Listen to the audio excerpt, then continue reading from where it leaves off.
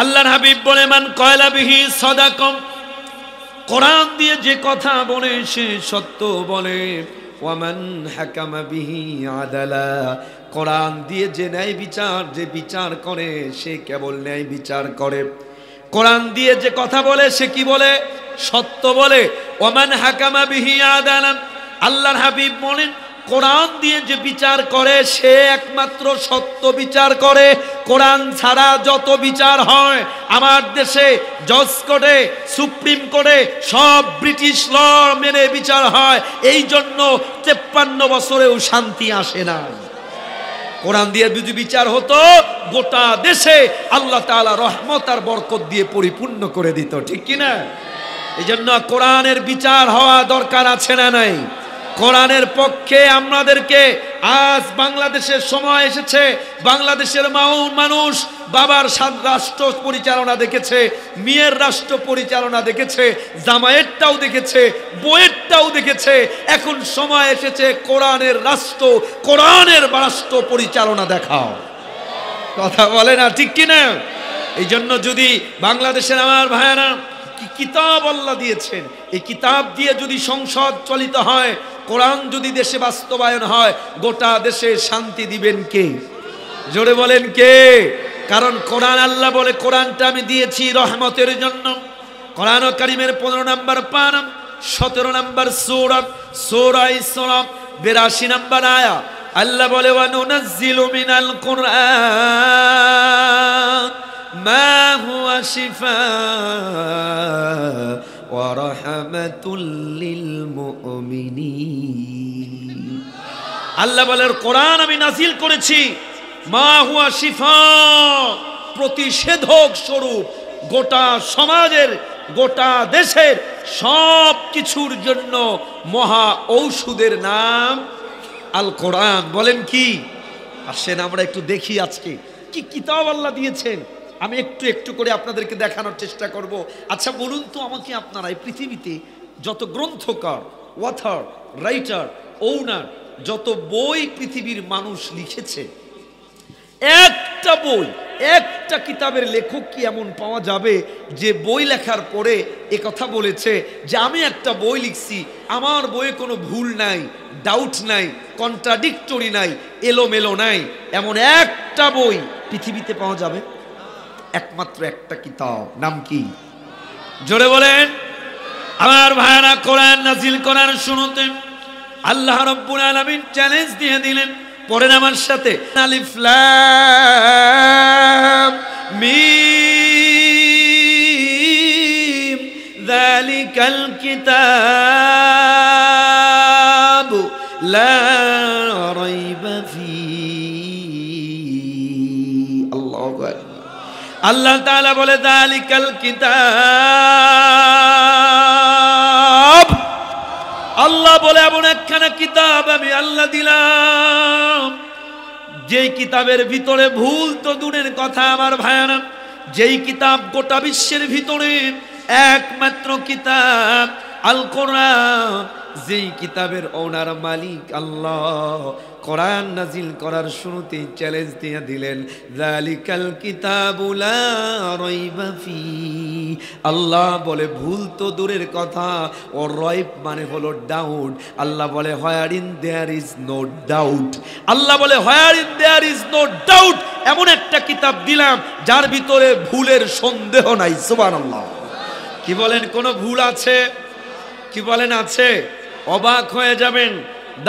গোটা পৃথিবীর the well known famous scientist of the whole world, এ বিশ্বের নাম করা একজন বিজ্ঞানী, নাম হলো ডক্টর মরিস বুকাইলি। কি নাম? তিনি বলেন আমি কোরআন শরীফ পড়া শুরু করেছিলাম কোরআনের ভিতরে ভুল ধরার জন্য। কি ধরার জন্য? ভুল ধরার জন্য। তিনি বলেন আমি নাহু, সরফ, অ্যারাবিক গ্রামার, লিটারেচার, এভরিথিং সব শিখে গোটা কোরআনের ফার্স্ট টু লাস্ট স্টাডি করে, রিসার্চ করে গোটা কোরআন পড়েছি ভুল ধরার নিয়তে। তিনি বলেন ভুল ধরতে এসে আমার ভুল ভেঙে গেছে, আমি কালিমা পড়ে মুসলমান হয়ে গেছি। শুধু মুসলমান হয় নাই, কাল ইসলাম মুসলমান হওয়ার পর একটা বই লিখেছে, নেটে সার্চ দিলে পাবেন যুবকেরা, the Bible the Quran and science. ওই গ্রন্থের ইন্ট্রোডাকশনে শুরুতে ডক্টর মরিস বুকাইলি লিখতে বাধ্য হয়েছে, the Quran is the holy book of Islam, the Quran was not written by anyone but sent by Allah to Prophet Muhammad সাল্লাল্লাহু আলাইহি ওয়াসাল্লাম। Every word in this Quran has come from Allah, the only one true divine book is Quran. আল্লাহু আকবার। তিনি challenge দিয়েছে গোটা বিশ্বের ভিতরে একমাত্র সত্য কিতাব, জোরে বলেন কি, যে কোরআনের আকর্ষণে। ওয়াইসি বলছে, আমার ভাইয়েরা, এলাকার ভাইয়েরা, মা বোনেরা, যে যেখান থেকে শুনছেন, আপনাদেরকে কোরআন আকর্ষণ করতে পারে না, কোরআন আমাদেরকে টানতে পারে না। এই হাজার হাজার ভাইয়েরা, মা বোনেরা, মনে রাখবেন, এই কিতাব ওয়াইসি বলছে, এই যে বর্তমান পৃথিবীতে গোটা বিশ্বে ইহুদি, খ্রিস্টান, ইসলাম বিদ্বেষী শক্তিরা চতুর্দিকে ইসলামকে তারা মিশে দিতে চায়, অথচ এই সময়েও প্রত্যেক দিন গোটা পৃথিবীতে প্রায় 4000 অমুসলমান কালিমা পড়ে মুসলমান হয়ে যাচ্ছেন প্রত্যেক দিন। ওয়াইসি রিপোর্ট। যখন কোরআন নাজিল হয়, ওই কোরআন নাজিল হওয়ার সময় থেকে নিয়ে যখন কোরআন নাজিল হয়, ওই সময় কোরআনের কঠোর দুশ্মন আবু জাহেল তার ভাতিজা ওয়ালিদ বিন মুগীরা, কি নাম মনে রাখবেন, ওয়ালিদ বিন মুগীরাকে পাঠিয়েছে আবু জাহেল, যাও মুহাম্মাদের কাছে যাও। কি জন্য? বলে মুহাম্মাদের উপর যে কিতাব নাজিল হয় ওই কিতাবে একটু ভুল ধরবা। কি ধরবে? তালে থাকবেন। কি ধরবে? আমার ভাইয়েরা, ওয়ালিদ বিন মুগীরা বুকে আশা নিয়া আমার রসুলের সামনে এসছে, রসুলকে ডাক দিয়া বলে, ইয়া মুহাম্মদ সাল্লাল্লাহু উতলু আলাইয়া মা নাযালা আলাইক, হে মুহাম্মদ, তোমার উপর যে কিতাব নাজিল হয় আমাকে একটু পড়ে শোনাও। বলুন তো উদ্দেশ্য কি ধরা? বলেন কি ধরা? আমার ভাইয়েরা, আমার রাসূল কারীম কোরআন হাকিম থেকে তেলাওয়াত করলেন। যেই মাত্র একটু তেলাওয়াত করে আমার নবী থামলেন, ওয়ালিদ ডাক দিয়ে বলে, মুহাম্মদ, কি যেন তেলাওয়াত করলা, এত মজা কোনোদিন পাই নাই, আরেকটু তেলাওয়াত করে শোনাও। আমার নবী আবার তেলাওয়াত করলেন, আবার থামলেন। ওয়ালিদ ডাক দিয়ে বলে, মুহাম্মদ,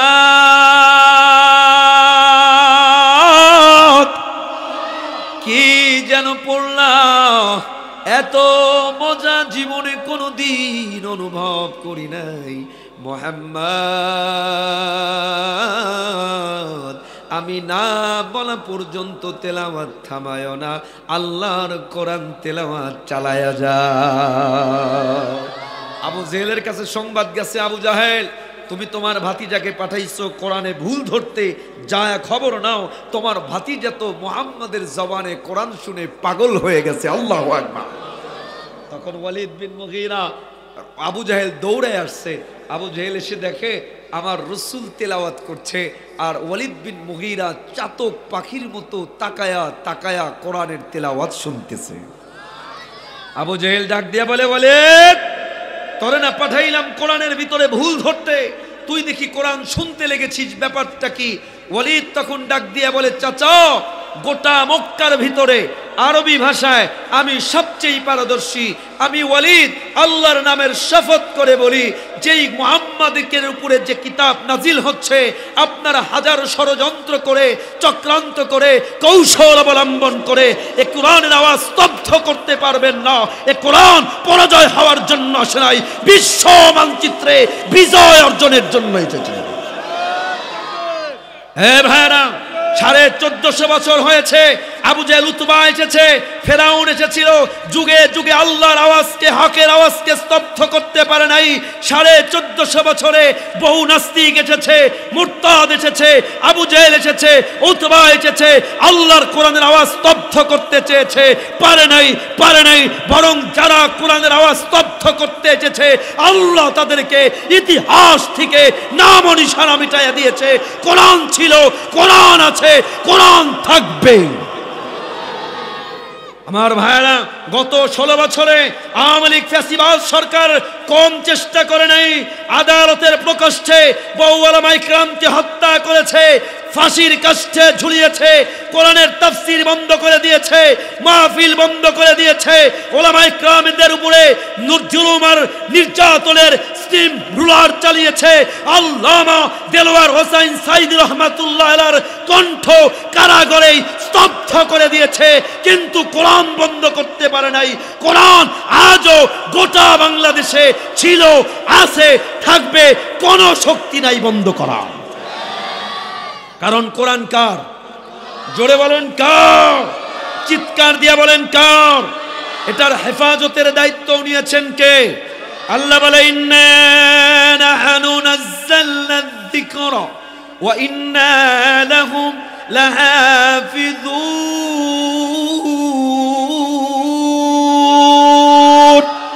আল্লাহ বলে কোরআন আমার, হেফাজতের দায়িত্ব কে? বলেন কোরআন হেফাজতের দায়িত্ব নিয়েছেন কে? ইন্দোনেশিয়ার জাভা সাগরের পাশে বিশাল বড় একটি মঞ্চ করা হয়েছিল।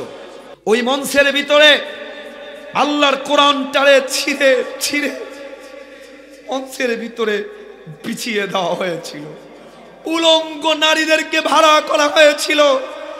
উলঙ্গ নারীদেরকে বলা হলো, ওঠো, পা দিয়ে আল্লাহর কোরআনকে পদদলিত করবা।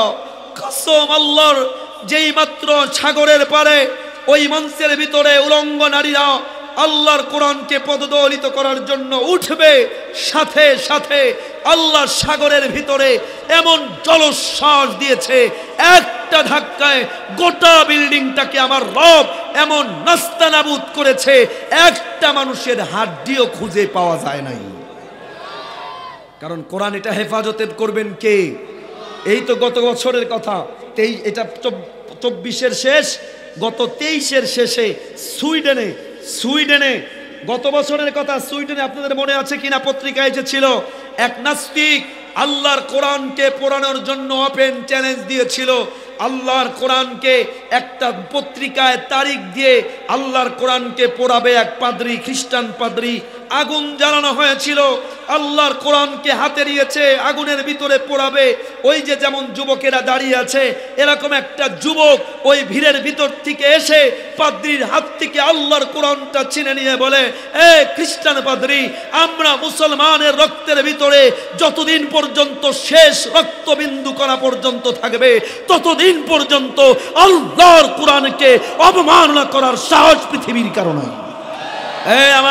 আমার গাইবান্দার ভাইরা, আল্লাহর কোরআনকে হেফাজত করার জন্য কখনো যদি বুকের তাজা রক্ত ঢেলে দিতে হয়, আল্লাহর জমিনে আল্লাহর রক্ত ঢেলে দেওয়ার প্রয়োজন হয়, রাজি আছেন যুবকেরা?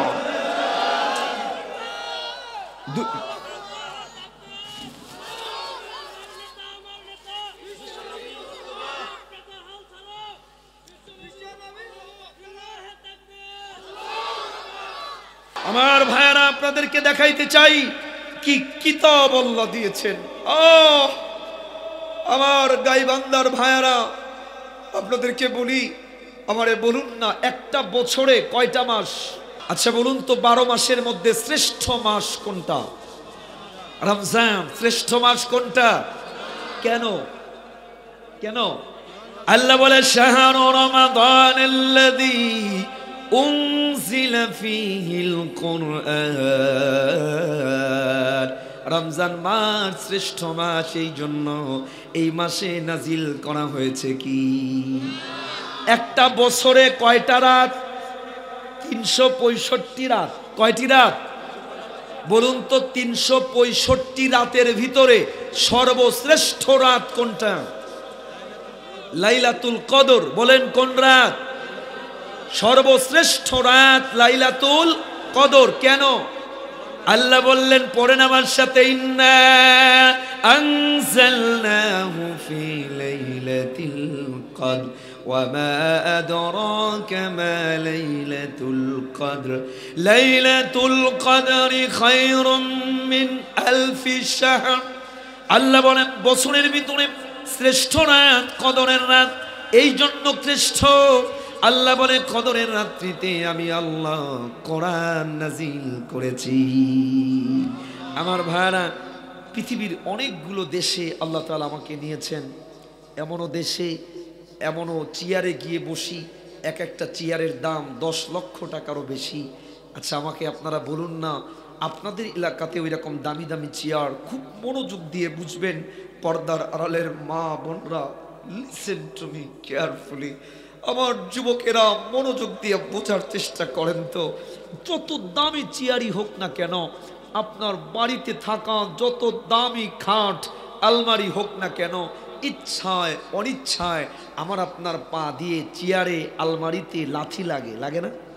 আচ্ছা কখনো কি আপনার হৃদয়ে এই ফিলিংস, এই টেন্ডেন্সি, এই অনুভূতি উদয় হয়, আরে এত দামি সোফা, এত দামি চেয়ারে লাথি মারলাম, একটু চুমু খাই, মনে হয়? কিন্তু আপনারা বলুন, আপনাদের এলাকায় এই গাইবান্ধায় আপনারা কোরআন শরীফটা যেই কাঠের উপরে রাখেন, ওই কাঠটাকে কি বলেন? রেহেল বলেন। কি বলেন? দেখবেন সবচেয়ে কম দামি কাঠ, ফেলে দেওয়া কাঠ, টুকরা টুকরা কাঠ, কোনো বার্নিশও নাই, তেমন কোনো ডিজাইনও নাই, কোনো মতো এনে জোড়া তালি দিয়া আল্লাহর কোরআনটাকে রাখার জন্য বানানো হয়েছে।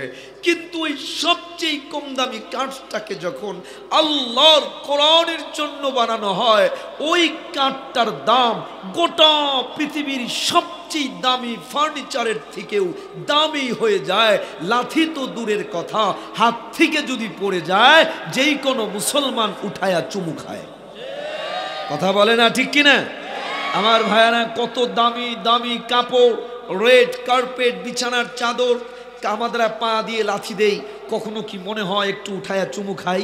কিন্তু দেখবেন অনেক সময় আমার মা বোনরা একটা সাদা কাপড়ের টুকরা আর একটা কালো কাপড়ের টুকরা, দুইটা কাপড়ের টুকরা এনে কোনো মতো করে একটু জোড়া তালি দিয়া আল্লাহর কোরআনের গেলাফ বানায়, জুজদান বানায়। একটু আগেই যে কাপড়টা মাটিতে পড়েছিল, একটু আগেই যে কাপড়টা পা দিয়ে পারানো হতো, ওই কাপড়টাকে কোনো মতো এনে হাতে একটু জোড়া তালি দিয়া আল্লাহর কোরআনের জন্য জুজদান বানানোর পরে ওই কাপড়ের দাম এত দামি হয়ে যায়, গোটা পৃথিবীর সমস্ত কাপড়ের থেকে দামি হয়। লাথি তো দূরের কথা, হাত থেকে যদি পড়ে মুসলমান তো দূরের কথা, হিন্দুরাও উঠায়া চুমু খায়। আমারে বলেন না ভাইয়ারা, কাঠের দামের কারণে, কাপড়ের দামের কারণে না আল্লাহর কোরআনের দামের কারণে? বলেন কিসের দামের কারণে? আমার ভাইয়ারা, মায়েরা, বোনেরা, যে মাসে কোরআন নাজিল হলো ওই মাস শ্রেষ্ঠ মাস হয়ে গেল, যে রাতে নাজিল হলো শ্রেষ্ঠ রাত হয়ে গেল, যে কাঠের সাথে লাগলো ওই কাঠ পৃথিবীর সবচেয়ে দামি কাঠ হয়ে গেল, যে কাপড়ের সাথে লাগলো ওই কাপড় পৃথিবীর সবচেয়ে দামি কাপড় হয়ে গেল। এর কাপড়ের আর কি দাম? ইম্পর্টেন্টলেস, লাইফলেস, ভ্যালুলেস। এই কাঠ আর কাপড় যদি কোরআনের সাথে লাগলে এত এত দামি হয়। এ ভাই, এ মা বোন, আপনি যদি কোরআনের সাথে লাগেন, আপনি যদি কোরআন পড়েন, এই যে যারা কোরআনের ভালোবাসায় বসেছেন, হাজার হাজার মানুষ দাঁড়ায় আছেন, বসে আছেন, মা বোনরা সহ, কোরআনের ভালোবাসায় আল্লাহর হাবিব বলেন, could you imagine, could you think, আপনি যদি কোরআনকে ভালোবাসেন আল্লাহ আপনার দাম কত বাড়ায়া দিবে। আল্লাহর হাবিব বলেন, কোরআনকে যারা ভালোবাসে, কোরআনকে যারা বুকে আঁকড়ে ধরে, দুনিয়ার উপরে, আকাশের নিচে, জমিনের উপরে, ওই মানুষগুলোর দাম ফেরেশতাদের থেকেও আল্লাহ দামি বানায়া দেয়। কত যে দামি বানায়। আপনাদের একটা ঘটনা, আমি ঘটনা দেখে যেতে পারবো কিনা, একটা ছোট্ট বাস্তব ঘটনা শোনাই আপনাদের আজীবনের জন্য।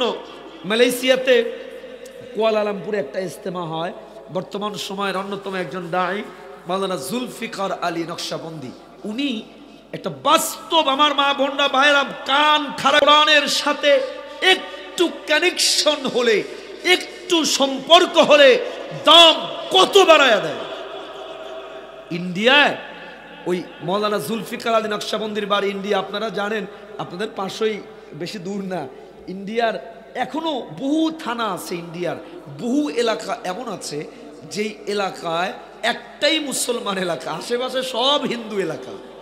তো ওই মৌলানা জুলফিকার আলী মালয়েশিয়াতে আমাদেরকে শোনাইতেছিলেন বাস্তবমুখী একেবারে প্র্যাকটিক্যাল দেখা একটা ঘটনা। তিনি বলেন এরকম হিন্দু আশেপাশে সব হিন্দু এলাকা, একটা মুসলিম এলাকা, ওই এলাকায় আগের ঘটনা, একটাই মসজিদ, মসজিদের ইমাম উনার বাড়িও এই এলাকায় না, উনার বাড়ি অন্য স্টেটে, অন্য রাজ্যে।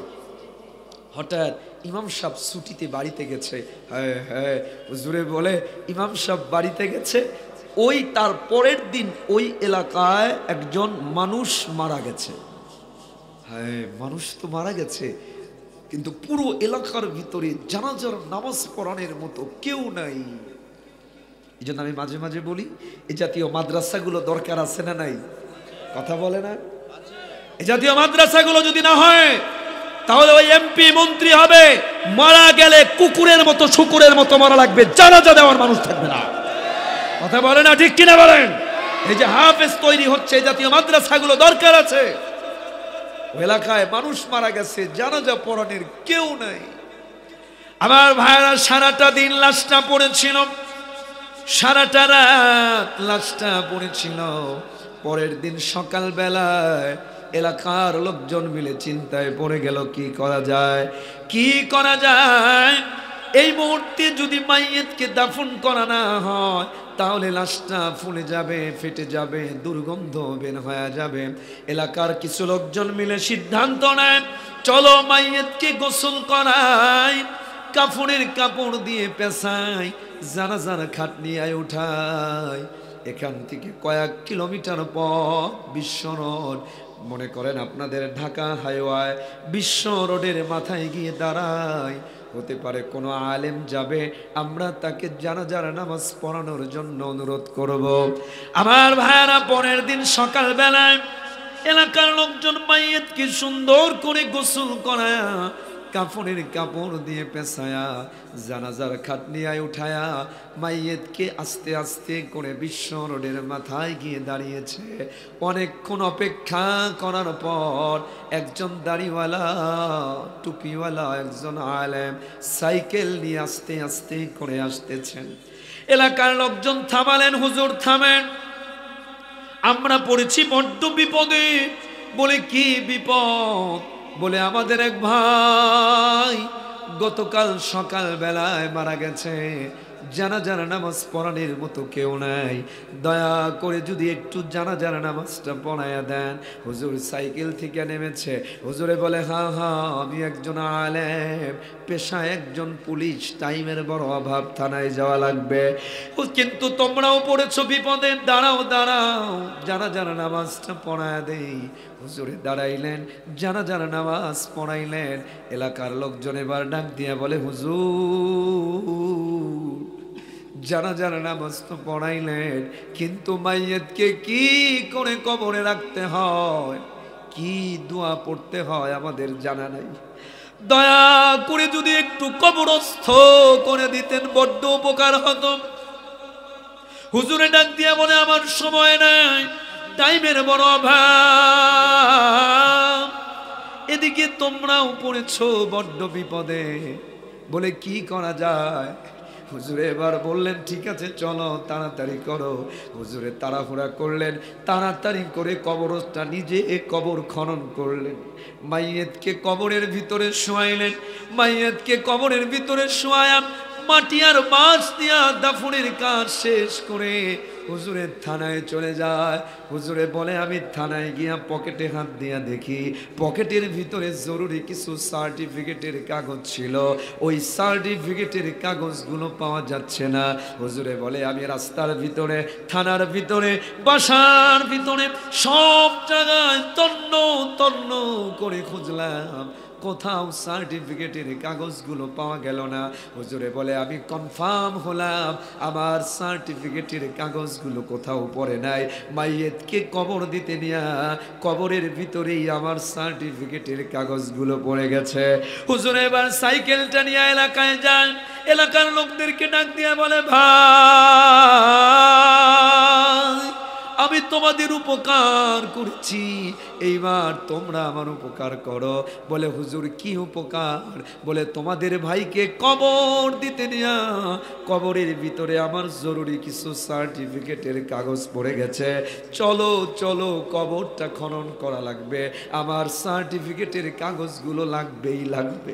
এলাকার লোকজন ডাক দিয়ে বলে হুজুর মাইয়েতকে কবর দেওয়ার পর আবার কবর খনন করা জায়েজ আছে কি জায়েজ নাই জানা নাই, যদি জায়েজ থাকে চলেন চলেন কবরটা খনন করে দেই। হুজুরে ঘড়ি দেখে বলে মাত্র 40 মিনিট আগে কবর দেওয়া হয়েছে, লাশটা ফলে নাই ফাটে নাই, বিশেষ প্রয়োজনে আবার কবর খনন করা জায়েজ আছে। এলাকার লোকজন যেহেতু জীবনে কোনোদিন মাইয়েতকে কবর দেওয়ার পর আবার কবর খনন করা দেখে নাই, হাজার হাজার মানুষ হুজুরের পিছনে রওনা করেছে। হুজুরে বলে যেই মাত্র 40টা মিনিট আগে আমি নিজের হাতে জানে দাফন করলাম, এবার সাপুলটা নিয়ে যেই মাত্র মাটি খনন করার জন্য সাপুলটা ঢুকিয়েছি, ওই মাটির ফাঁক দিয়া জান্নাতের মেশকে আম্বারের গ্রাস বিদ্যুতের মতো চতুর্দিকে ছড়ে পড়েছে। এমন চমৎকার গ্রাস জীবনে কোনোদিন কোনো মানুষের শোনে নাই। হুজুরে বলে এবার আমি মাটি খনন করা শুরু করলাম। এবার হুজুরে বলে 40টা মিনিট আগে যারে নিজের হাতে দাফন করলাম মাটি আর বাঁশ দিয়া, হুজুরে বলে উপরের 3 ইঞ্চি মাটি সরায়া দেখি গোটা কবরের ভিতরে কোনো মাটি নাই। আমার আল্লাহ গোটা কবরটারে জান্নাতের ফুল দিয়া সাজায়া দিয়েছে।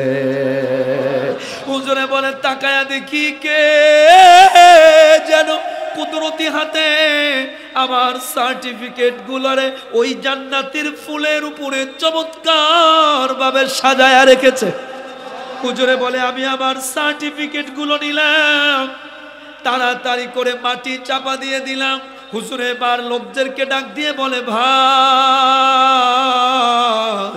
আমি আমার থানায় পড়ে যেতে চাই, আমি আমার কাজে পড়ে যেতে চাই, আগে বলো যেই লোকটার জানাজার নামাজ আমি পড়াইলাম, যেই লোকটাকে 40 মিনিট আগে দাফন করলাম, ওই লোকটার কি আমল ছিল যেই আমলের কারণে আমার আল্লাহ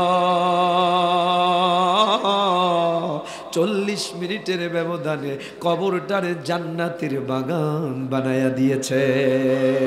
এ ভাইরা আল্লাহর নবী বলেন আল কবরু রাউযাতুম মিন রিয়াদিল জান্নাহ আও হুফরাতুম মিন হুফারিন নার, মানুষ মরার পরে কবরটা জান্নাতের বাগান অথবা জাহান্নামের গর্ত, তৃতীয় কোনো অপশন নাই। হুজুরে বলে আমিও মারা যাব, আমিও জানতে চাই কি আমল ছিল লোকটার, আমিও করতে চাই সব কাজ পরে।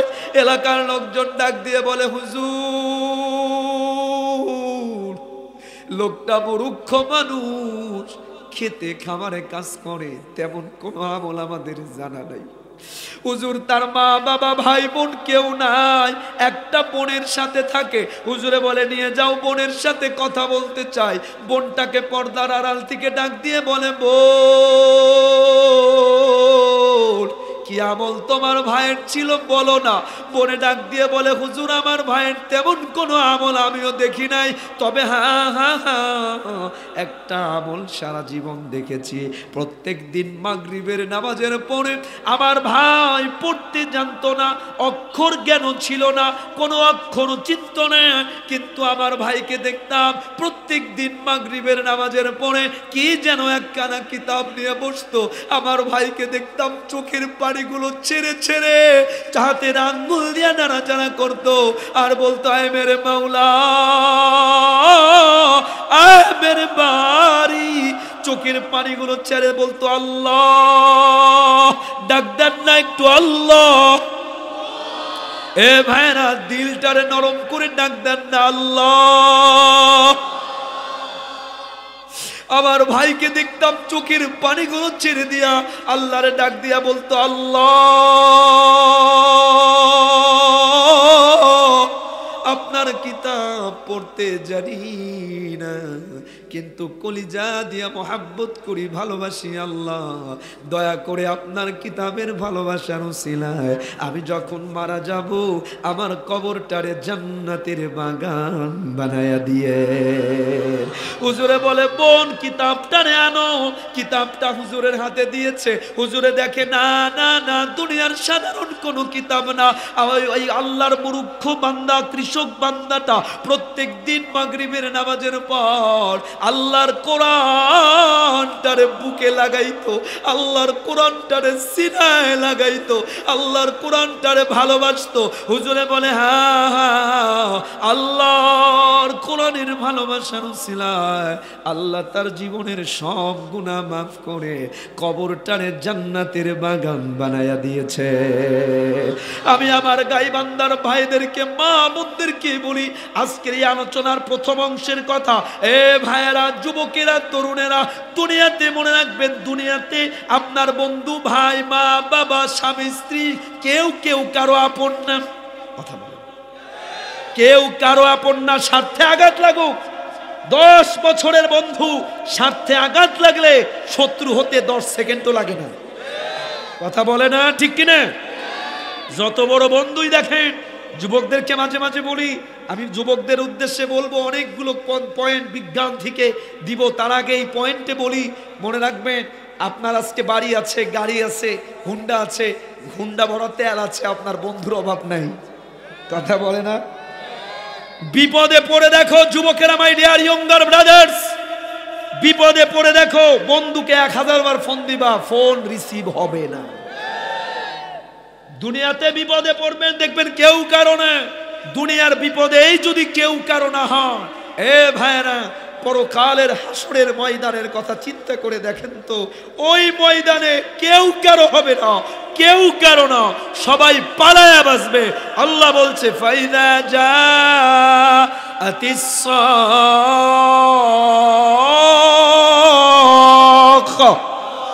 ইয়াওমা ইয়াফিরুল মারউ মিন আখিহি ওয়া উম্মিহি ওয়া আবিহি। আল্লাহ বলে, হাসরের ময়দানে সবাই পালাবে, কেউ কারো ডাকে সাড়া দিবে না। ওই ময়দানে আপনার উপকারে আসবে আমার মা, আমার ভাই, আমার বোন, সবাই রে বলি, ওই ময়দানে আপনার উপকারে আসবে। আল্লাহর রসুল বলে, এই যে কোরআনের জন্য বসে আছেন, কোরআনকে কষ্ট করে হাজার হাজার মানুষ দাঁড়িয়েও আছে, মা বোনেরা আছে, আল্লাহর রসুল বলে, কোরআনের জন্য এই যে ভালোবাসা, ওই দিন কোরআন দাঁড়ায় বলবে, আল্লাহ, এই বান্দারা কোরআনের পক্ষে ছিল, কোরআন মেনেছে, কোরআনের আন্দোলন করেছে, কোরআনের পক্ষে মিছিল করেছে, কোরআনের আইন বাস্তবায়নে রক্ত দিয়েছে, ঘাম দিয়েছে, আল্লাহ আমি তারে জান্নাতে না নিয়ে যাব না। সুবহানাল্লাহ। কোরআন, রাসূলুল্লাহ বলে, আল কোরআন ইয়াশফাউ লাক, কোরআন সুপারিশ করে করে আপনারে জান্নাতে নিয়ে যাবে।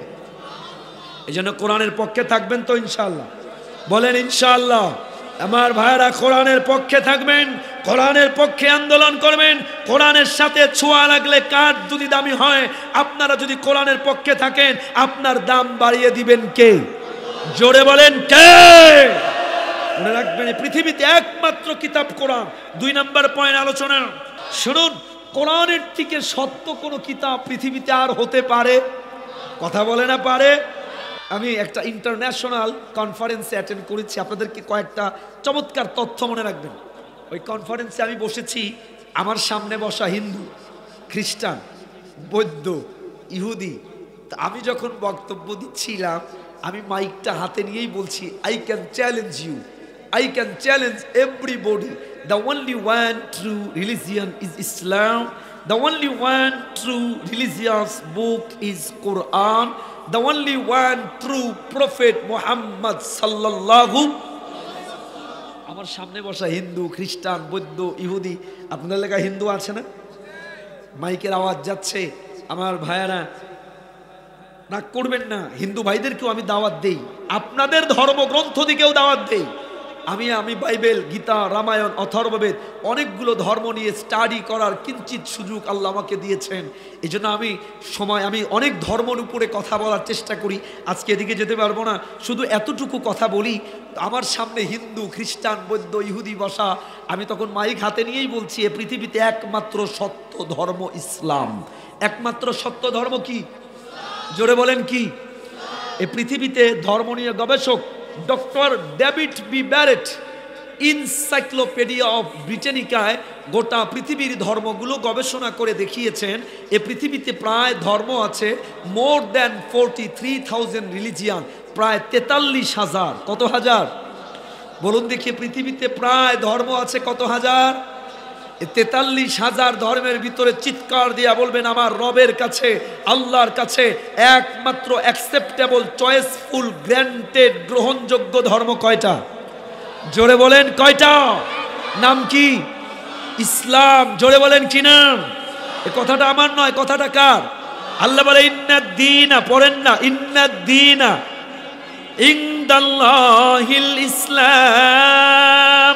আল্লাহ বলে আমি আল্লাহর কাছে একমাত্র অ্যাকসেপ্টেবল, চয়েসফুল, গ্র্যান্টেড, গ্রহণযোগ্য ধর্ম একমাত্র কয়টা?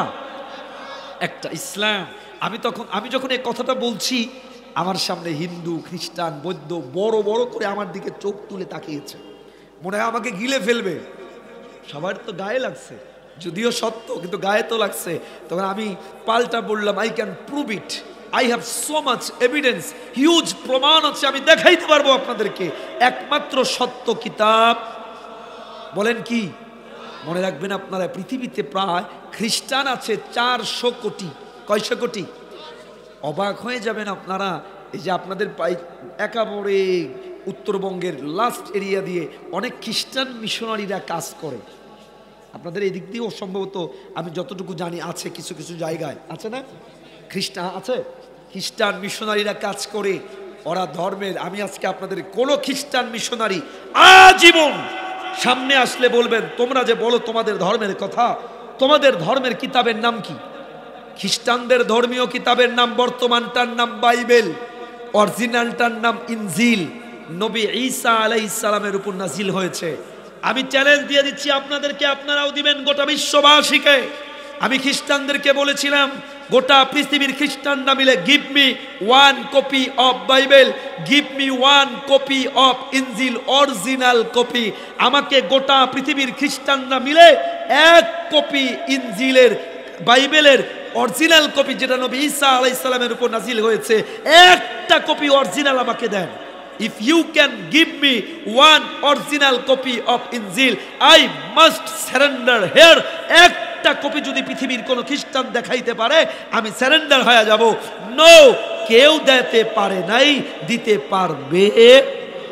আমি ইহুদিদেরকে ডাক দিয়া বললাম, এই ইহুদি ভাইরা, আপনাদের অরিজিনাল কিতাবের নাম তালমুদ, আপনাদের কিতাবের নাম যেটা বাইবেলের ওল্ড টেস্টামেন্ট, যাকে তালমুদও বলা হয়, বুক অফ ডিউটারোনমিও বলা হয়, তাদেরকে বললাম আপনাদের কিতাব যেটা অরিজিনাল নাম হলো তাওরাত, নবী মুসা আলাইহিস সালামের উপর নাজিল হয়েছে। গোটা পৃথিবীর ইহুদিরা মিলে একটা কপি অরিজিনাল তাওরাতের আমাকে দেন, পারবে? নো। আমি এবার তাদেরকে, আপনি পৃথিবীর মানুষকে চ্যালেঞ্জ দেন না। আমি বলেছিলাম, come to me, how much copies of the Quran do you want in the whole world? Go east to west, north to south. গোটা পৃথিবীর কোথায় যাবেন? গোটা পৃথিবীর পূর্ব থেকে পশ্চিম, উত্তর থেকে দক্ষিণ। 1500 বছর আগে নাজিল হয়েছে। একটা জবর জের নোক্তা পরিবর্তন হওয়া ছাড়া গোটা বিশ্বের যেখানে যাবেন ওই জায়গায় কোরআন পাবেন। কথা বলে না, ঠিক কিনা? কোরআন ছাড়া অন্য যত কিতাব আছে, তাওরাত বলেন, জাবুর বলেন, যেই ভাষায় নাজিল হয়েছে, ইবরানি, সুরিয়ানি, ওই গোটা পৃথিবীতে ওই ভাষার অস্তিত্বও নাই। কিন্তু কোরআন নাজিল হয়েছে কোন ভাষায়? কোন ভাষায়? ইন্না আনজালনা কুরআনান আরাবিয়্যান। আল্লাহ বলে, আমি আরবি ভাষায় কোরআন নাজিল করলাম। কোরআন নাজিল হয়েছে যেই সময়, এক একটা দেশের ভাষা ছিল আরবি। বর্তমান পৃথিবীর প্রায় 28টি দেশের রাষ্ট্রীয় ভাষা আরবি। The second international language after English is Arabic. ইংরেজির পরে গোটা বিশ্বের দ্বিতীয় আন্তর্জাতিক ভাষা আরবি ভাষা। সুবহানাল্লাহ।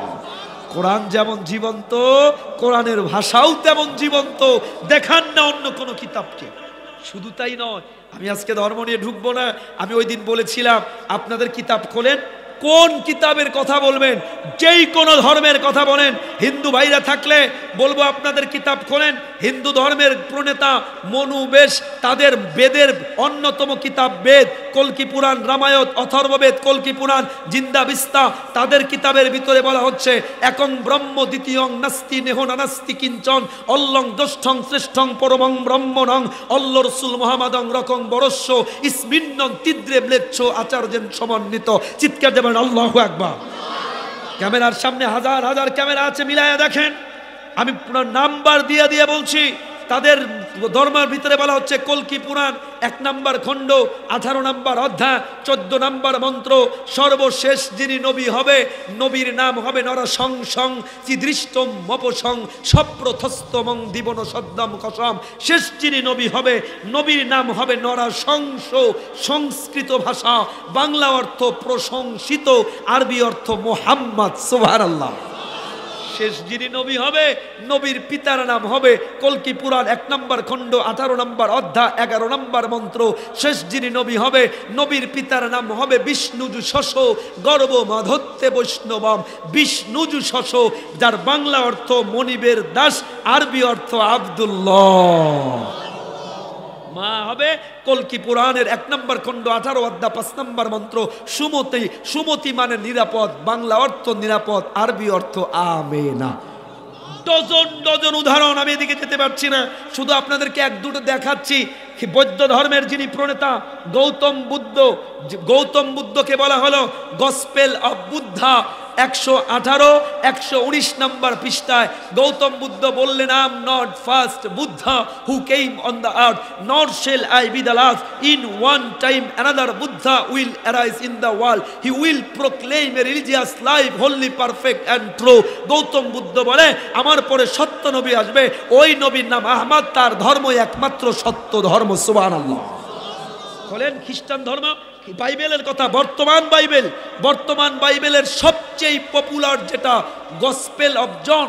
গসপেল অফ জনের 14 নম্বর অধ্যায় 16 নম্বর অনুচ্ছেদে নবী ঈসা বলছেন তাদের ভাষায়, বাইবেলের ভাষায়, আমি পিতার কাছে প্রার্থনা করি তিনি যেন আমার পরে একজন সত্য নবী পাঠায় যার নাম হবে মুহাম্মদ। সুবহানাল্লাহ। কোরআন খোলেন, নবী ঈসা আমাদের সুসংবাদ দিচ্ছেন। কোরআন কারীমের 28 নম্বর পারা 61 নম্বর সূরা, সূরা আস-সাফের ভিতরে নবী ঈসা বলছেন, ওয়াইদ ক্বালা ঈসা ইবনু মারইয়াম ইন্নী রাসূলুল্লাহি ইলাইকুম মুসাদ্দিকাল লিমা বাইনা ইয়াদাইয়া মিনাত তাওরাত ওয়া মুবাশশিরাম বিরাসূল। নবী ঈসা বলছেন আমি একজন রাসূলের সুসংবাদ দিচ্ছি, ইয়াতি মিন বাদি ইসমুহু আহমদ, যিনি আমার পরে আসবে যার নাম হবে আহমদ। সুবহানাল্লাহ। ডজন ডজন উদাহরণ। কোন ধর্ম নিয়ে বললে অনেক বেশি সময় পার হয়ে যাবে, আমি এদিকে যাব না। বুঝাইতে চাই গোটা পৃথিবীর একমাত্র সত্য ধর্ম ইসলাম। বলেন সত্য ধর্ম, সত্য কিতাব। জোরে বলেন কি, আরো জোরে বলেন কি। কোরআন আল্লাহ দিয়েছেন। যুবকেরা, তরুণেরা, যুবকদেরকে বলি, what do you want in your life, how much do you want, কি চান? বিজ্ঞানের কথা বলেন, বিজ্ঞান, কোরআন। যুবক ভাইয়েরা বলেন, এ কোরআনের পাওয়ার এখনো আছে না নাই? জোরে বলেন আছে না নাই? আছে। কোরআন যতদিন আপনাদের মোবাইলে একজন কেরাত শোনেন, কারি আব্দুল বাসেত, চেনেন? হ্যাঁ, কারি আব্দুল বাসেতকে এবং মিশরের প্রেসিডেন্টকে ডাকা হয়েছিল রাশিয়ায়। তখন নাস্তিকদের ভরা যৌবন চলে। যুবকরা এই যুগে ফেসবুক, ইমেইল, গুগল, ইউটিউব আর ওই অপসংস্কৃতির ছোঁয়ায় ভুলে গেছে কোরআনকে আমরা শুধুমাত্র একটা ধর্মীয় কিতাব মনে করি। যুবকদেরকে বলি, শোনো, লিসেন টু মি কেয়ারফুলি। যুবক যারা আছো, তুমি বলো, তুমি আমাকে প্রশ্নের উত্তর দাও।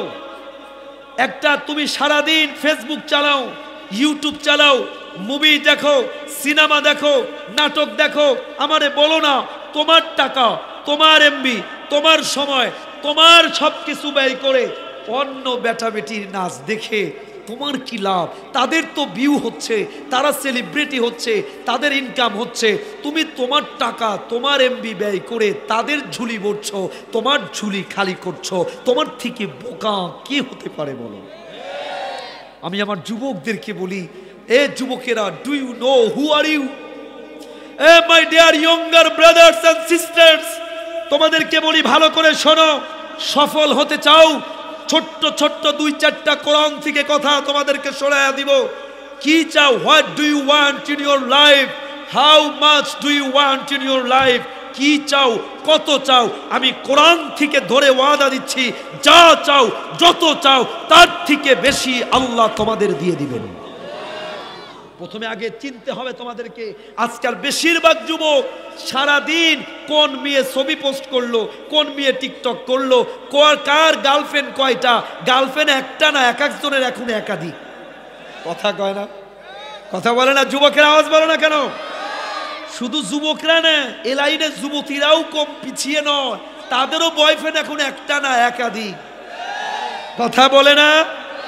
একজনের সাথে চ্যাটিং ফ্যাটিং, একজনের সাথে হলো ওই ফুচকা খাওয়ার রিলেশন, আর একজনের সাথে শপিং করার রিলেশন। কথা বলে না, ঠিক কিনা যুবকেরা? যুবকরা শোনো, মনে রেখো, তোমাদেরকে বলি, মা বোনদেরকে পরে বলি, আগে যুবকদেরকে বলি, যুবকেরা ভালো করে শোনো। তুমি আজকাল দেশ, তুমি সারাদিন ফেসবুক চালিয়ে, ইউটিউব ব্যবহার করে, ফেসবুক আর মেসেঞ্জারে গুতাগুতি করে যত প্রেমই করো না কেন, ক্যারিয়ার যদি ভালো না করো, 10 বছরের করা রিলেশন 10 মিনিটে তোমার ওই গার্লফ্রেন্ড আর একটা ভালো স্টাবলিশ ছেলে পেলে তার হাত ধরে বেগে চলে যাবে। কথা বলে না? আরে ও গার্লফ্রেন্ড তো দূরের কথা, বউ বাইকে অন্য বেটার হাতে চলে যায়। কথা বলে না, ঠিক কিনা? তো কোথায় ঘুরছো যুবকেরা সারাদিন? চ্যাটিং ফ্যাটিং এ লাভ নেই। Focus on your career. যুবকেরা, মাই ডিয়ার ইয়ঙ্গার ব্রাদার্স, স্বার্থন্বেষী দুনিয়ায় শুধু চ্যাটিং ফ্যাটিং করে কিচ্ছু হবে না। ক্যারিয়ারে ফোকাস করো, মেয়ের পিছে ঘোরা লাগবে না। মেয়ের বাপ শুদ্ধা, ক্যারিয়ার ভালো হলে তোমার পিছে ঘুরবে। কথা বলে না, ঠিক কিনা? যুবকেরা, do you know who are you? Do you know your capacity? শোনো তাহলে, আমেরিকার নাসায় একটা কম্পিউটার আছে, ওই কম্পিউটারের ওজন 12.5 টন। কত টন? শোনো যুবকেরা, ওই 12.5 টন ওজনের কম্পিউটারের ক্যাপাসিটি হলো, বিজ্ঞান বলছে প্রতি সেকেন্ডে 500 ইনফরমেশন একসাথে দিতে পারে, নিতে পারে। বলো কয়শো? কয়শো? যুবকেরা, মা বোন সবাইরে বলি, আল্লাহ তোমাদেরকে একটা ব্রেন দিয়েছে, এই ব্রেইনের ওজন 1 কেজিও না। বিজ্ঞান বলছে, সার্চ দিবা the capacity of the human brain. বিজ্ঞান বলছে এই ব্রেইনের ক্যাপাসিটি কত? প্রতি সেকেন্ডে 5 লক্ষ ইনফরমেশন একসাথে রিসিভ করা এবং ডেলিভারি করার ক্ষমতা আল্লাহ দিয়েছেন। মানে আমার যুবকেরা, হাজার হাজার সুপার কম্পিউটারের থেকে আল্লাহ তোমারে পাওয়ারফুল কম্পিউটার দিয়েছে। এই কম্পিউটার দিয়ে কি করছো? সারা দিন চ্যাটিং ফ্যাটিং, একটা প্রেম করে সেকা খেলে দেবদাস হয়ে গরু। কথা কয় না? মিয়া, তোমাকে কি আল্লাহ একটা প্রেমের জন্যই বানিয়েছে নাকি? যুবক, তোমার এই যৌবন, তোমার এই ক্যারিয়ার, এই ব্রেইন 1-2টা প্রেম প্রীতির জন্য বানায় নাই। আল্লাহ তোমাকে এমন ক্যারিয়ার মেধা দিয়েছে, তুমি যদি if you utilize your capacity, if you utilize your capability, গোটা বিশ্ব কাঁপিয়ে দিতে পারো, এমন ক্ষমতা আল্লাহ তোমাকে দিয়ে দিয়েছেন। যুবকদেরকে আগে বলি, যুবকেরা ছেড়ে দাও। শোনো, যেই বন্ধু তোমাকে ওই নেশার দিকে নিয়ে যায়, যেই বন্ধু বাইকে নিয়ে শুধু প্রেমের দিকে কয়, এই দেখ একটা নতুন মেসেজ দিয়েছে, নতুন গার্লফ্রেন্ড, নতুন বয়ফ্রেন্ড, নতুন গার্লফ্রেন্ড, এই প্রেম প্রীতি ভালোবাসা নেশা মদ গাঁজা ইয়াবার দিকে নেয়, ও তোমার বন্ধু না, ও তোমার শত্রু। কথা বলে না, ঠিক কিনা? ও তোমার থাকবে না ক্যারিয়ার যখন খারাপ হবে। তোমার বউ তোমাকে গুনবে না, তোমার মা বাবাও ধিক্কার দিবে, ওই বন্ধু তোমাকে ছেড়ে দিবে। আজকে কালারফুল লাইফ লিড করেছো, এ কালার না দুনিয়াতে থাকবে না পরকালে চলবে। যুবকদেরকে বলি, মাই ডিয়ার ইয়ঙ্গার ব্রাদার্স, আমার যুবকেরা, দুটো হাত তোমাদেরকে ধরে বলি, আল্লাহর রাস্তায় জানি না আবার তবে তোমাদের সাথে কোনোদিন দেখা হবে কিনা, দুটো হাত তোমাদেরকে জোর করে ধরে বলি, আল্লাহ তোমাকে যে মেধা দিয়েছে, আল্লাহর রাস্তায় ওই মেধাটাকে আল্লাহর জন্য ব্যবহার করো। দুটো কাজ ছাড়বা, দুটো কাজ করবা। কি চাও? তোমাকে ওয়াদা দিচ্ছি, 1 নাম্বার ছাড়বা, নেশা ছেড়ে দিতে হবে। এলাকায় আছে না নাই? মদ আছে না নাই? গাঁজা আছে না নাই? ইয়াবা চলে না চলে না? সিগারেট তো এটা বলাই যাবে না, কারণ যুবকদের ডায়লগ, সিগারেট না খাইলে না কেউ যুবক যুবক লাগে না। ওরে কথা কয় না? যুবকেরা, এসব নেশা তোমার ভিতরের সব শেষ করে দিবে। শোনো, আজকে যে বিগ মেডিকেল সায়েন্স বলছে, বিজ্ঞান বলছে, নিয়মিত যদি গাঁজা খাও, মদ খাও, নেশা করো, বর্ডার থেকে আমদানি হলো, অল্প টাকায় মদে নেশায় আসক্ত হয়ে গেল, বিজ্ঞান আজকে বলছে তো আমাদের বডির ভিতরে লিপিড নামক এক প্রকার চর্বি থাকে। নিয়মিত যদি কোনো মানুষ যুবক নেশা করে, শরীরের লিপিড নামক চর্বিগুলো গলে যায়, আর ওই চর্বিগুলো গলতে গলতে গলতে আস্তে আস্তে হার্ট ফেল হয়ে যায়, কিডনি নষ্ট হয়ে যায়, লিভার নষ্ট হয়ে যায়, আমাদের শরীরের কার্যক্ষমতা কমে যায়, যৌবন কালেই যৌনতা কমে যায়, বিয়ে করলে বউ টেকে না। কথা বলে না যুবকেরা? এই জন্য তোমাদেরকে বলছি, নেশা ছেড়ে দাও। নেশা যতক্ষণ পর্যন্ত কোন যুবককে ধরবে, ওই যুবকের দুনিয়াও শেষ। আল্লাহর নবী বলে, লা ইয়াদখুলুল জান্নাতা জাসাদুন গুযিয়া বিল হারাম, যেই শরীর হারাম দ্বারা গঠিত, ওই শরীর আল্লাহর জান্নাতে যাবে না, যাবে না, যাবে না। এই জন্য 1 নাম্বার নেশা ছেড়ে দিতে হবে। আমার যুবকেরা, রাজি আছো তোমরা? দুটো হাত উঁচু করে সবাই, কোন ধরনের, সবাই সবাই সবাই কোন ধরনের কোন নেশা, যুবকেরা বলো আল্লাহ, জোরে ডাক দাও, বলো আল্লাহ। আমাদের সবাইকে আমি দোয়া করি, আল্লাহ এই যে সমস্ত যুবকদেরকে নেশা মুক্ত যুবক হিসাবে কবুল করেন, বলেন আমিন। আল্লাহ গাইবান্দার সুন্দরগঞ্জের যুবকদেরকে খালিদ বিন ওয়ালিদের মতো, মুহাম্মদ বিন কাসেমের মতো কবুল করে নেন, বলেন আমিন। আমার যুবক ভাইয়েরা, 2 নাম্বার আরেকটা কাজ করবা না, never ever West your time. এই যুবকেরা, এদিকে look at me, listen to me. সবার জন্যই কথা, সবার জন্য। 2 নাম্বার করা যাবে না, সময় নষ্ট করা যাবে না। বলেন কি করা যাবে না? মনে রাখবেন, জান্নাতীরা জান্নাতে গিয়েও আফসোস করবে, যদি দুনিয়াতে একবার সুবহানাল্লাহ বলতাম, তাহলে জান্নাতে একটা গাছ হয়ে যেত। সুবহানাল্লাহ। জান্নাতীরা জান্নাতে গিয়েও কোনো আফসোস থাকবে না, একটা আফসোস ছাড়া। সময়, আমার যুবকেরা, তোমাদের ব্যর্থতার পিছনে সবচেয়ে বড় কারণ হলো সময় নষ্ট করা। মোবাইলে, মুভিতে, সিনেমায়, নাটকে, প্রেমে, হোয়াটসঅ্যাপে, ভাইবারে, ইমোতে, ফেসবুকের নোটিফিকেশনে যত সময় নষ্ট করো, তার অর্ধেকের অর্ধেকও যদি ক্যারিয়ারে দিতা, তাহলে তুমি গোটা বিশ্ব কাঁপিয়ে দিতে পারতা। আমার যুবকেরা, সময় নষ্ট করবা না। আল্লাহর রাস্তে তোমাদেরকে বলি, এ দুটো কাজ ছেড়ে দাও, দুটো কাজ করবা। এর আগে আমার মা বোনদেরকেও বলি, এ সমাজের অবনতি এবং উন্নতির পিছনে মনে রাখবেন, মা বোনদেরও হাত আছে না নাই? জোরে বলেন, আছে না নাই? আজ থেকে মাত্র 20-25 বছর আগে অনেক উন্নত বোরকা ছিল না, কিন্তু মা বোনদের ভিতরে পর্দা ছিল। কথা বলে না? আজকাল বোরকা হয়েছে, কিন্তু বোরকা বোরকা না, বোরকা আরো মার্কেটিং। কথা কয় না? আপনাদের এলাকায় ওই যে লাইটিং করছেন, লাইটিং রাস্তায় এরকম জ্বলে না? কথা বলে না? জ্বলে না। কেন জ্বলে? দূর থেকে যেন বোঝা যায় এখানে কিছু একটা হয়। কথা কয় না? বোরকার ভিতরে এমন পুঁতি, এমন সব কারুকার্য, এমন সব পাথর, মানে বোরকা পরে বোনরা বুঝাইতে চায়, কে কই আসো, আমার দিকে তাকাও। কথা কয় না? একজন অনেক বড় একজন কলামিস্ট উনি লিখতেছে, হুজুর এত যে কথা বলেন, যদি মা বোনরা একটু ফ্যাশন করে না চলে তাহলে তো অর্ধেক ব্যবসা বন্ধ হয়ে যাবে। লিপস্টিকওয়ালা লিপস্টিক বেচবো কার কাছে, পুঁতিওয়ালা পুঁতি বেচবে কার কাছে, চুড়িওয়ালা চুড়ি বেচবে কার কাছে। কিন্তু মনে রাখবেন আমার ভাইয়েরা, মা বোনরা, আমরা আগে দেখতাম ছোটবেলায় এই যেরকম কাঁচা ক্ষেতের আল ছিল, কোনো মা বোনরা যখন রাস্তায় বের হতো তখন পরপুরুষকে দেখলে, বোরকা ছিল না, এরকম বড় ওড়না দিয়া গোটা শরীরটা ডাইকা ক্ষেতের আল থেকে নিচে নেমে যেত। কথা বলে না? এখন তরুণী যুবতী বৃদ্ধ বাবাজিকে ধাক্কা দিয়া ফালা দিবে, সাইড দিবে না। গাইবান্ধা শহরের মার্কেটগুলো মহিলাদের ঠেলায়, পুরুষদের হাঁটা মুশকিল। যেই কোনো শহরে, ঢাকা শহরের তো কথাই নাই, পুরুষদেরকে ওয়াইট করতে হবে যেই কোনো জায়গায় যাওয়ার জন্য। কথা বলে না, ঠিক কিনা?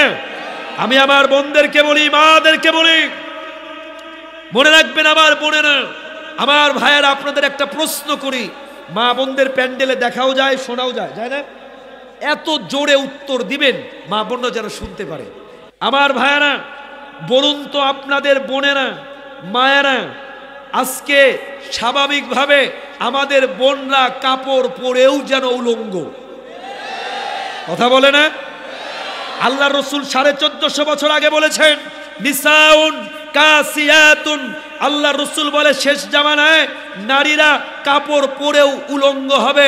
মাইলাতুন মুমিলাতুন, শুধু উলঙ্গ হবে না, তাদের আচারে ভঙ্গিতে এত অ্যাট্রাকশন থাকবে, অন্য পুরুষদেরকে শুধু আকর্ষণ করতে চাবে, নিজেরাও আকর্ষণ তো হবে, আবার আকর্ষণ করবে। ওই যুগ এখনকার যুগ। কথা বলে না? বোরকা নেমেছে, বোরকা এত টাইট ফিট, এ বোরকা পরলে মনে হয় শরীরের উঁচা নিচা পাহাড় পর্বত আরো বেশি বোঝা যায়। কথা বলে না, ঠিক কিনা বলেন? কেন? বোরকা তো পরা দরকার ছিল, বোরকা পরবে এমন শরীরের কিচ্ছু দেখা যাবে না, বোঝা যাবে না, কে চেনা যাবে না। উল্টো হয়েছে। আমার মা বোনদেরকে বলি, নেপোলিয়ান বলে, give me an educated mother, I will give you an educated nation. আমাকে একটা শিক্ষিতা মা দাও, শিক্ষিত জাতি দেব। আমি আমার বোনদেরকে বলি, বোনেরা, আপনারা যতক্ষণ পর্যন্ত আব্দুল কাদের জিলানীর মায়ের মতো মা না হবেন, সমাজ দেশ আব্দুল কাদের জিলানীর মতো মানুষ পাবে না। কথা বলে না, ঠিক কিনা? আজকে মা বোনরা, ভাইরা, অনেকে বিদেশে থাকে, বাইরে থাকে, বিশেষ করে মোবাইল এসে, মোবাইল আর ইমো, হোয়াটসঅ্যাপ, ভাইবার এসে যতটা নারীরা ঘরে থেকেও 10টা 20টা করে প্রেম প্রীতি করে যায়। কথা বলে না, ঠিক কিনা? এলাকায় নাই নাই? আমার মা বোনদেরকে বলি, আপনার গলার টোন এটাও পর্দা। আল্লাহর কোরআন বলছে সূরা নিসা 32-33 নম্বর, সূরা আহজাব 33-34 নম্বর, 68-69 নম্বর আয়া। আল্লাহর রাসূলকে আল্লাহ বলে, হে রাসূল, আপনি আপনার স্ত্রী এবং অনিসাইল মুমিনিন, মুমিন নারীদেরকে বলে দেন, লাস্তুন্না কাআহাদিম মিনান নিসা, তোমরা কাফেরদের মতো না। গাইবান্দার মা বোনদের তো কপালওয়ালা। কেমনে কপালওয়ালা?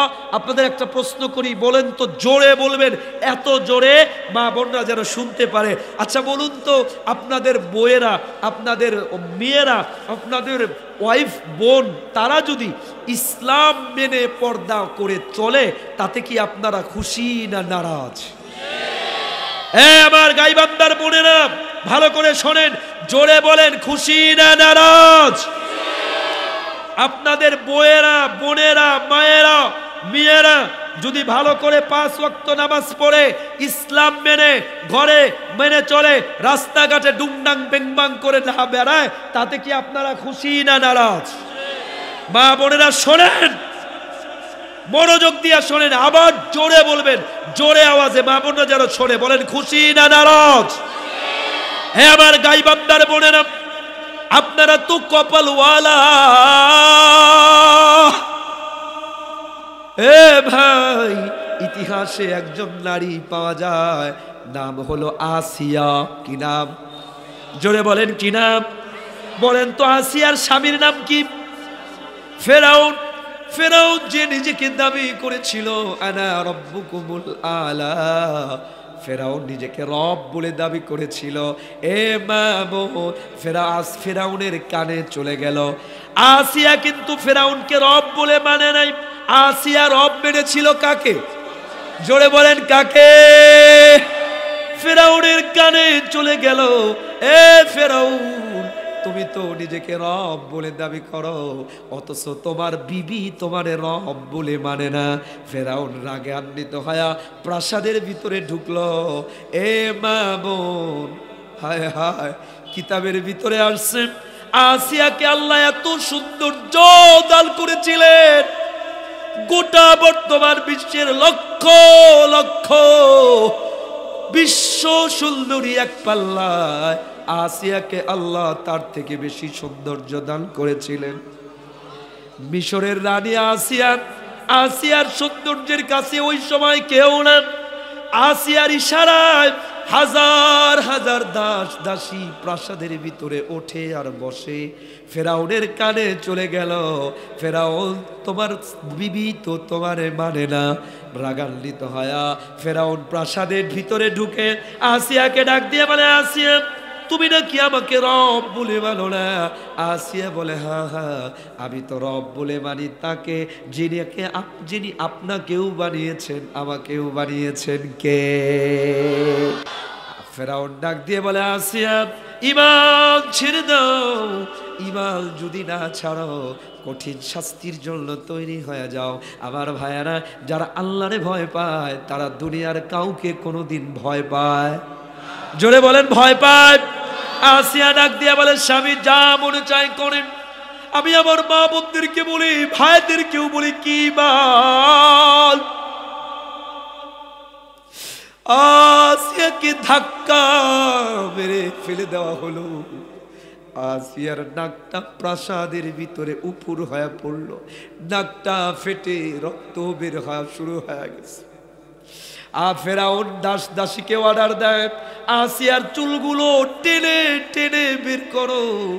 আসিয়ার চুলগুলো টেনে টেনে বের করা হলো প্রাসাদ থেকে। এ আমার বোনেরা, আসিয়া আসিয়া তার স্বামী ফেরাউন আসিয়াকে লাঠি দিয়া আঘাত করতে করতে রক্তাক্ত করে ফেলেছে। আসিয়া ঈমান ছাড়লো না। এবার ফেরাউন হাজার হাজার মানুষ জড়ো হয়ে গেছে। ওই হাজার হাজার মানুষের মধ্যে আসিয়া বিশ্ব সুন্দরী মিশরের রানী নিজের স্বামী ফেরাউন আসিয়ার কাপড় চোপড় গুলো টেনে টেনে খোলা শুরু করে। এ আমার মা বোন, নিজের স্বামী হাজার হাজার মানুষের সামনে নিজের স্ত্রীর কাপড়গুলো টেনে টেনে উলঙ্গ করে ফেলছে। আসিয়ার চোখ দিয়া জর্জর করে পানি ঝরা শুরু হয়েছে। আসিয়াকে বলা হলো, আসিয়া এখনো কি ঈমান ছাড়বা না? আসিয়া বলে, জীবন চলে যাবে, ঈমান ছাড়বো না। এবার হামানকে ফেরাউন অর্ডার দেয়, হামান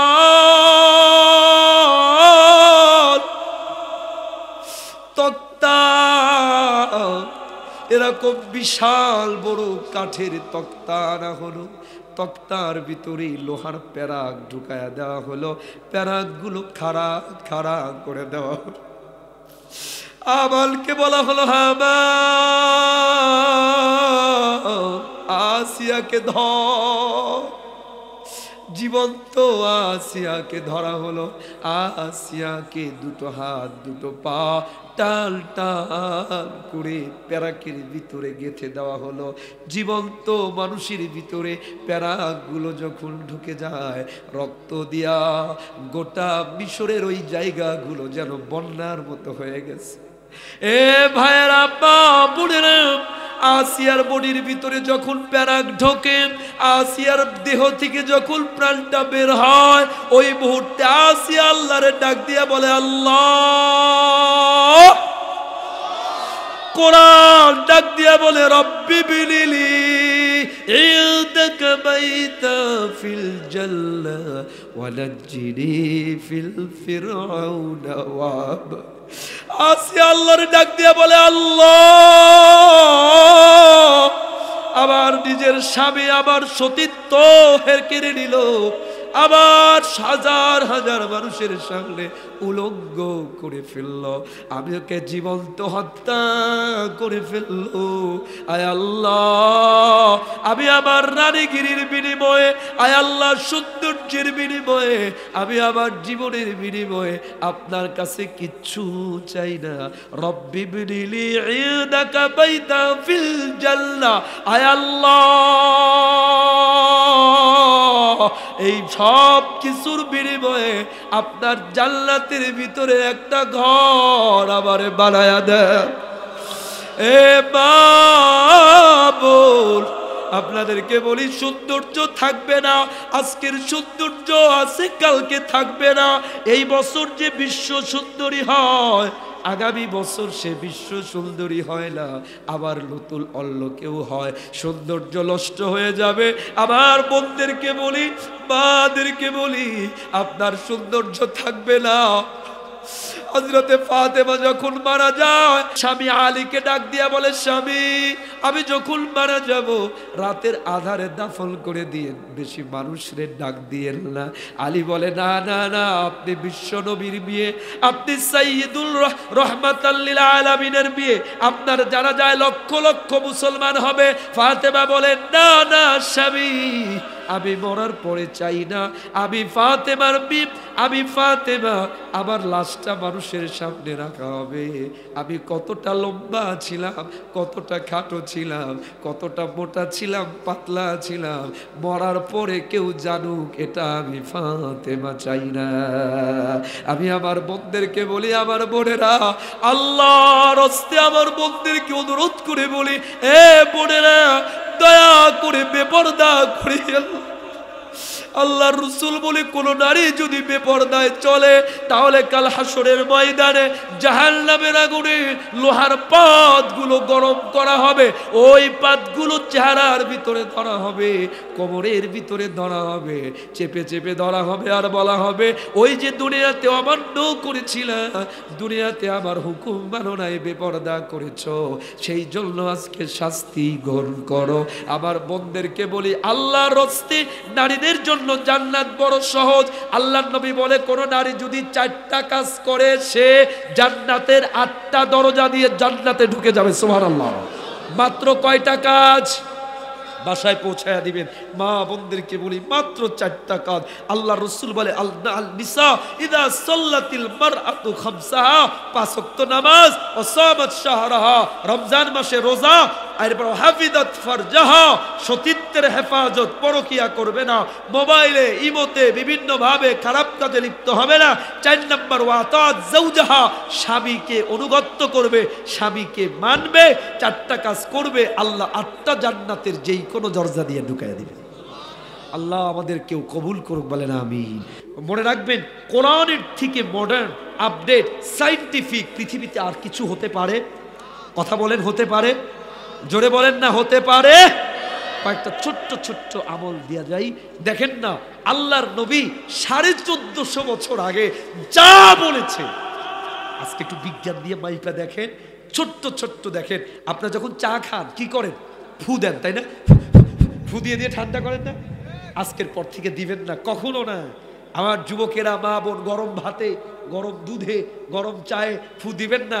1450 বছর আগে রাসূল বলেছে, লা তানফুখু ফিত তাআম, খাবারে ফু দিও না। আজকে বিজ্ঞান বলছে, আমরা মানুষ, আমরা নাক দিয়ে মুখ দিয়ে যেটা গ্রহণ করি সেটা অক্সিজেন, আর যেটা বের করি সেটা কার্বন ডাই অক্সাইড। আপনি যদি চায়ে ফু দেন, কার্বন ডাই অক্সাইড গুলো চায়ে ঢুকবে, ওই চা যদি খান আপনি অসুস্থ হয়ে যাবেন। রাসূল বলছে, সাবধান, ফু দিও না। 1450 বছর আগে রাসূল নিষেধ করেছেন। সুবহানাল্লাহ। বুখারী শরীফের হাদিস। যুবকেরা বলুন তো, আমরা পুরুষ, আমাদের লুঙ্গি প্যান্ট টাকনুর নিচে পরবো না উপরে? সবাই। নারীরা কোথায়? আমরা এখন পড়ি কোথায়? উল্টা, পুরুষরা পড়ি নিচে, নারীরা পড়ি উপরে, তাই না? কেন? মনে রাখবেন, আজকের এই কথাটা মার্ক করে রাখেন, আজীবন ইসলাম যা বলেছে মানবেন না, ক্ষতি আপনার, মানবেন লাভ আপনার। দেখেন না বিজ্ঞান কি বলে, আমি 2-4টা উদাহরণ শুধু দিচ্ছি। রাসূলুল্লাহ বলে, মাসফালা মিনাল কাবাইন মিনাল ইজারি ফিন্নার, কোন পুরুষের লুঙ্গি প্যান্ট টাকনুর নিচে থাকলে জাহান্নামী হবে। নাউজুবিল্লাহ। আজকে বিজ্ঞান বলছে আমরা পুরুষ, আমাদের টাক দুই পায়ের টাকনুর দুই পাশে গোড়ালি হাড্ডি আছে দেখবেন, ওই হাড্ডির ভিতরে মেডিকেল সায়েন্স বলছে ওই হাড্ডির ভিতরে এক প্রকার হরমোনের গ্রোথ হয়। পুরুষ যদি ওটাকে ঢেকে রাখে হরমোনের গ্রোথ কমে যাবে, he will be upset, he will be frustrated, মানসিকভাবে ভারসাম্য হারিয়ে যাবে, আস্তে আস্তে মানসিক রোগে হবে। আর সুন্নাত মেনে যদি সে উপরে উঠায় রাখে, আলো বাতাস রাখে, অনেকগুলো আল্লাহ তাআলা রোগ থেকে বাঁচাইয়া দিবেন। ভাইয়েরা, যুবকেরা তো আজকে আমরা ফ্যাশন হয়ে গেছি, ইসলামকে ওল্ড মনে হয়, ব্যাকডেটে মনে হয়। আপনাদের রংপুরে গাইবান্ধা কোনো হোটেলে গিয়ে খেতে হলে আজকে যুবকেরা হাত দিয়ে খেতে চায় না, চামচ ব্যবহার করে, কথা বলে না। অথচ ইসলাম বলেছে হাত দিয়ে খাওয়া কি, হাত দিয়ে খাওয়া কি। দেখেন আল্লাহর নবী বলেছেন, লাভ কি? আপনারা আজকের পরে বিলায়া দেখবেন। শুনুন না, আপনারা মনে করেন কোনো ভালো কোনো রেস্টুরেন্টে বসলেন, খাবার খেতে দিলেন চামচ দিয়ে।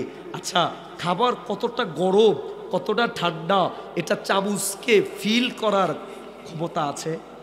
চামচ ধরলেন, চামচ বুঝতে পারবে খাবার কতটা গরম কতটা ঠান্ডা? না না। কিন্তু আল্লাহ আপনাকে হাত দিয়েছে, আল্লাহু আকবার।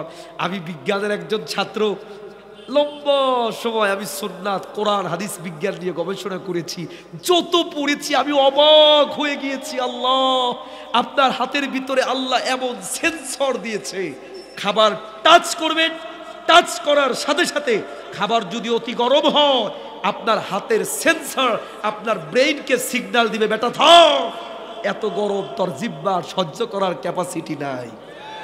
বেশি ঠান্ডা হলে বলবে বেটা থাম, এত ঠান্ডা নেওয়ার ক্যাপাসিটি নাই। এরপরে আপনার ক্যাপাসিটি শুধু তাই নয়, খাবার খাবেন হাত দিয়ে, খাবারের পরে আপনি হাতটা চেটে খাবেন।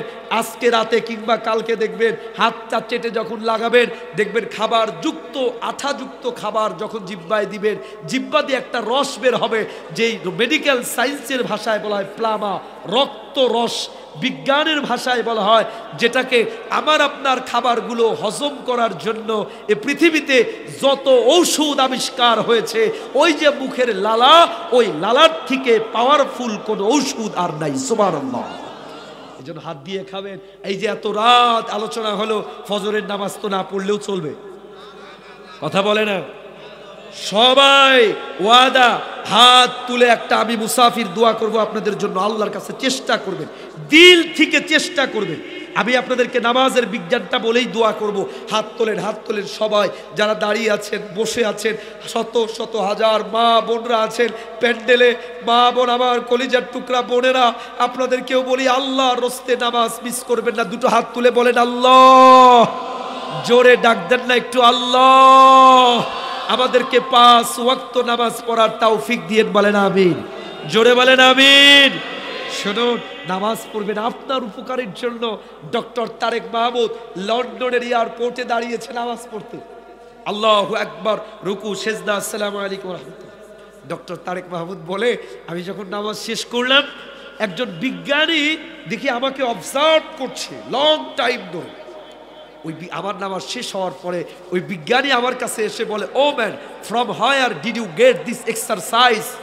তুমি যে ব্যায়াম করলা, এই ব্যায়াম কোত্থেকে পেলা? সুবহানাল্লাহ। ডক্টর তারেক মাহমুদ বলে, ভাই, it's not exercise, it's our prayer.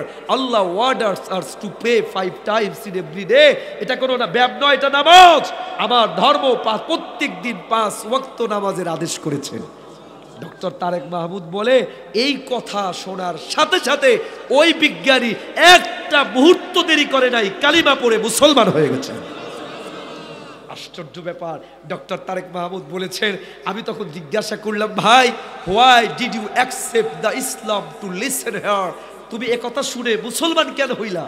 তখন ওই লোকটি বলে, ভাই, এমনি এমনি হই নাই।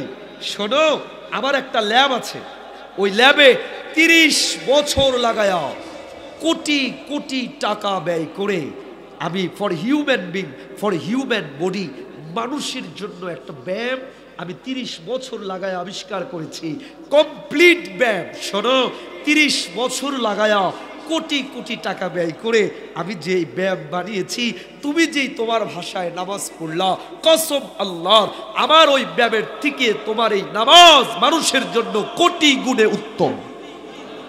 আমার মন বলে যে ইসলাম এত সুন্দর ব্যায়াম দেয়, ওই ইসলাম মিথ্যা হতেই পারে না, এই জন্য আমি কালিমা পড়ে মুসলমান হয়ে গেছি। আমার গাইবান্দার ভাইয়েরা, মায়েরা, বোনেরা, দ্য পারফর্মিং সালাত is the best exercise in the whole universe. গোটা বিশ্বের ভিতরে নামাজের থেকে উত্তম ব্যায়াম আর নাই। সুবহানাল্লাহ। আমি আজকে ব্যাখ্যা দিতে পারবো না। 5 ওয়াক্ত নামাজ যদি পড়েন, বিজ্ঞান বলছে একটা নয় 13টা বড় বড় রোগ থেকে আল্লাহ বাঁচায়া দিবে। এই যে আমি আপনি দাঁড়ায় থাকি, অথবা বসে থাকি, অথবা শুয়ে থাকি, 3 অবস্থাতেই আমার আপনার মেরুদণ্ডের হাড় থাকে সোজা। সব সময় দাঁড়িয়ে আছেন সোজা, বসে আছেন সোজা, শুয়ে আছেন সোজা। একমাত্র নামাজে যখন দাঁড়ান সোজা, রুকুতে গেলে বাঁকা, সেজদায় গেলে আরো বাঁকা, আপনার মেরুদণ্ডের এক্সারসাইজ হয়ে যায়। বিজ্ঞান বলছে 5 ওয়াক্ত নামাজ যদি কেউ পড়ে, আল্লাহ তার মেরুদণ্ডের যাবতীয় রোগ থেকে হেফাজত করে দিবেন। আপনি যখন সেজদা রাখেন, শোনেন, আবার আপনার কিডনি, হার্ট, আমাদের ব্লাড গুলো সার্কুলেশন করে, আমাদের মাথা সব সময় উপরে থাকে, শুয়ে থাকলে, বসে থাকলে, দাঁড়িয়ে থাকলে। একমাত্র ইবাদত সেজদা। আপনি যখন সেজদায় যান, তখন মাথাটা চলে যায় নিচে, আপনার হার্ট তখন উপরে, আপনার হার্ট, আপনার কিডনিটা তখন আপনার ব্রেইনের প্রত্যেকটা পালসে প্রত্যেকটা সেলে অধিক ব্লাড সার্কুলেশন করে। বিজ্ঞান বলে নামাজ কেউ পড়ে যদি 5 ওয়াক্ত, আল্লাহ তাআলা ব্রেইন স্ট্রোক, হার্ট অ্যাটাক, এরকম 13টা বড় বড় রোগ থেকে হেফাজত করে দেবে। পড়বেন তো ইনশাআল্লাহ। কোরআনের মাদ্রাসাটায় আপনাদের ছেলেগুলোকে দিয়ে, মেয়েগুলোকে দিয়ে আপনার ছেলেকে ডাক্তার বানান, ইঞ্জিনিয়ার বানান, লয়ার বানান, অ্যাডভোকেট বানান, দেয়ার ইজ নো প্রবলেম, আপত্তি নেই। কিন্তু আগে কোরআনের হাফেজ বানান, কোরআনওয়ালা বানান, কোরআনের বেসিক শিক্ষা দেন, এরপরে গিয়েও ঢাকা মেডিকেলে পড়বে, বুয়েটে পড়বে। ও যখন কোরআনের হাফেজ হয়ে ডাক্তার হবে, তখন ও অবৈধভাবে অস্ত্র পাচার করে টাকা নিবে না। কথা বলে না, ঠিক কিনা? ও যখন কোরআনের হাফেজ হয়ে বুয়েটে ইঞ্জিনিয়ার হবে, ও ইঞ্জিনিয়ার যখন রাস্তা বানাবে, তখন সে রডের পরিবর্তে বাঁশ দিয়ে রাস্তা বানাবে না। এই জন্য আপনার ছেলেগুলোকে, মেয়েগুলোকে কোরআনের মাদ্রাসাগুলোকে দিবেন। যুবকেরা, তোমরা ঘুরে দাঁড়াবো, গোটা ষড়যন্ত্র রুখে যাবে। তোমাদেরকে কোরআনের কাছে আসতে হবে, তোমাদেরকে কোরআন আঁকড়ে ধরতে হবে, কোরআনের জন্য লড়তে হবে। আল্লাহ যুবকদেরকে, পর্দার আড়ালের মা বোন সবাইকে কবুল করে নিক, বলেন আমিন।